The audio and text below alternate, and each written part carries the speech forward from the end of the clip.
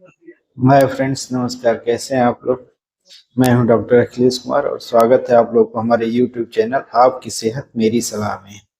आज हम बात करेंगे कमजोरी के बारे में। हम उस कमजोरी की बात नहीं कर रहे हैं कि पूरा शरीर कमजोर है, कुछ काम हम करने में मन नहीं लग रहा है, इसकी कमजोरी की बात नहीं कर रहे हैं। हम उस कमजोरी की बात करेंगे जो कि जैसे कि किसी एक हाथ में, जैसे एक हाथ में कमजोरी आ गई, या फिर एक पैर में कमजोरी आ गया, या फिर दोनों हाथों में कमजोरी आ रहा है, या फिर केवल दोनों पैरों में कमजोरी आ रहा है, या शरीर के आधे हिस्से में कमजोरी आ रहा है।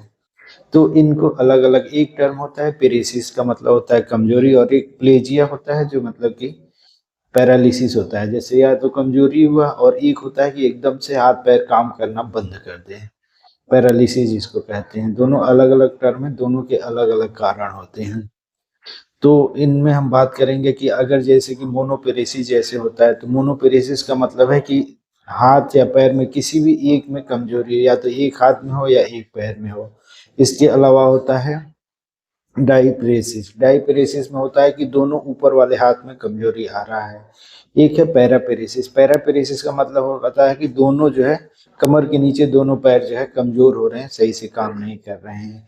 एक होता है हेमीपेरेसिस। हेमी का मतलब आधा होता है, मतलब शरीर का आधा हिस्सा काम करना जो है बंद कर दे देता है। एक होता है क्वाड्रीपेरेसिस। क्वाड्री का मतलब चार, मतलब कि दोनों हाथ दोनों पैर एक साथ धीरे धीरे काम करना बंद कर दें। और यही अगर जो है एकदम बिल्कुल ही काम नहीं कर रहे हैं अचानक से, तो उनको प्लेजिया कहते हैं।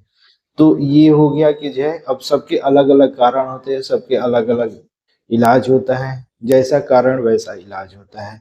तो ये होगा कि कितने तरह के होते हैं। अब जो ये कमजोरी होती है, होती क्यों है? तो बेसिकली हम इसको दो पार्ट में बांटते हैं। जैसे कि एक थोड़ा सा मेडिकल टर्म है, अपर मोटर न्यूरॉन और लोअर मोटर न्यूरॉन। मतलब एक ये आप समझ के चलिए कि रीढ़ की हड्डी और उस दिमाग में अगर कोई डिफेक्ट है, तो उसकी वजह से अगर कोई दिक्कत हो रही है, तो उसको हम कहते हैं upper motor neuron type weakness. और अगर जो है रीढ़ की हड्डी के बाहर जो भी नर्व गई हुई है, अगर उसमें कहीं कोई दिक्कत होती है, तो फिर जो है लोअर मोटर न्यूरॉन टाइप का बोलते हैं। इसके अलावा जो है ये कुछ होती हैं कि अचानक से हो जाती हैं। जैसे कि अचानक हुआ, अचानक से बिल्कुल हाथ पैर काम करना बंद कर दिया, या अचानक से हाथ पैरों में एकदम से कमजोरी सी आ गई। तो ये जो है अगर हो रहा है, तो फिर ये क्यों होगा? तो या तो स्ट्रोक हो रहा हो, या फिर कोई इलेक्ट्रोलाइट इम्बैलेंस हो, पोटेशियम कम हो रहा हो, या फिर अचानक से चोट लग गया हो, एक्यूट ट्रांसवर्स माइलाइटिस हो रहा हो, या फिर जैसे स्नेक बाइट, सांप काट लेते हैं कई बार, तो उसमें न्यूरोटॉक्सिक जो होते हैं उसकी वजह से हाथ पर बिल्कुल काम करना बंद कर देता है। या फिर होता है आर्गेनो फास्फोरस पॉइजनिंग, जो जहर खाते हैं उसमें होता है। या फिर एक बीमारी होती है गुलिन बेरे सिंड्रोम होता है, बुखार आया आपको, उसके हफ्ते 10 दिन बाद जो अचानक से हाथ पैर में कमजोरी आने लगी, या डिप्थीरिया हो गया। तो ये सब है, इन सब बीमारियों में अचानक से हमारे किसी भी हाथ पैर या शरीर के किसी हिस्से में अचानक से कमजोरी आ जाती है। दूसरा होता है क्रोनिक। तो क्रोनिक होने के मतलब धीरे धीरे कमजोरी आना शुरू हुआ, किसी एक हाथ में या किसी एक पैर में, या दोनों हाथ में या दोनों पैरों में धीरे धीरे कमजोरी आना शुरू हुआ। तो ये मोस्टली होता है, जैसे डायबिटीज की मरीज है उनमें भी ये होता है। न्यूरोपैथी होती है, अल्कोहल ले रहा हो कोई, लंबे समय तक लिया हो कोई, दवाएं बहुत सारी होती हैं, विटामिन की डिफिशियंसी की वजह से होती हैं। इसके अलावा अगर ट्यूबरकुलोसिस हुआ है, लंबा समय रीढ़ की हड्डी में दिक्कत आ गई, तो उसकी वजह कमजोरी आता है। अगर ट्यूमर या कैंसर जो है रीढ़ की हड्डी, दिमाग या नस में कहीं भी हो रहा है, तो उसकी वजह से भी ये चीज होता है। या फिर शरीर के किसी अलग हिस्से में ट्यूमर या कैंसर हो, और वो जो है आपके रीढ़ की हड्डी या जो है दिमाग के किसी हिस्से में जा रहा है, तो उसकी वजह से ये चीज होता है। इसके अलावा बहुत सारे इन्फेक्शन है, बैक्टीरियल और वायरल इन्फेक्शन होता है, उसकी वजह से ये होता है।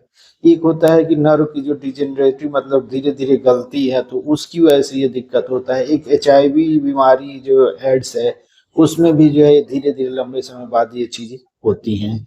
और ये कहाँ पे हो रहा है? जिस हिस्से में हो रही है, वहाँ की जो नर्व सप्लाई जाती है, वो हिस्सा जो है काम करना बंद करता है, या उसमें कमजोरी आती है। सबके अलग अलग कारण होते हैं।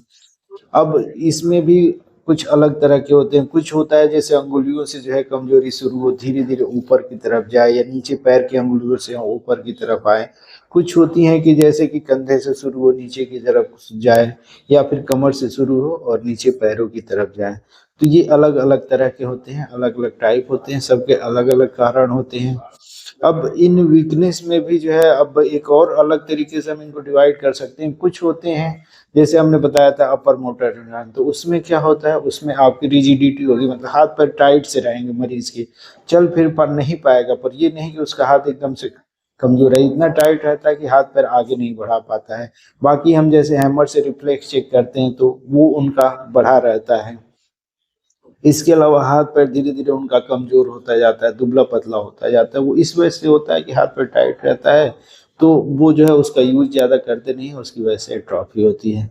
दूसरा जो हमने लोअर मोटर न्यूरॉन बताया था, तो उसमें क्या होता है, उसमें हाथ पैर जो एकदम लुंज पुंज हो जाएंगे, और उनमें रिफ्लेक्स बिल्कुल जैसे चेक करेंगे तो वो एब्सेंट रहता है, और उनमें रिफ्लेक्स एब्सेंट रहता है। और इसके अलावा जैसे कि धीरे धीरे जो है उनका हाथ पैर जो है बहुत ज़्यादा पतला हो जाता है, उसमें भी होता है लेकिन देर से होता है अपर मोटर न्यूरॉन में, इसमें जल्दी पतला हो जाता है। तो इस तरह से ये एक बहुत ही कॉम्प्लेक्स टॉपिक है, बड़ा टॉपिक है, हम शॉर्ट में बताने की कोशिश कर रहे हैं, पर इतने तरह के हो सकते हैं, सबके अलग अलग कारण होते हैं।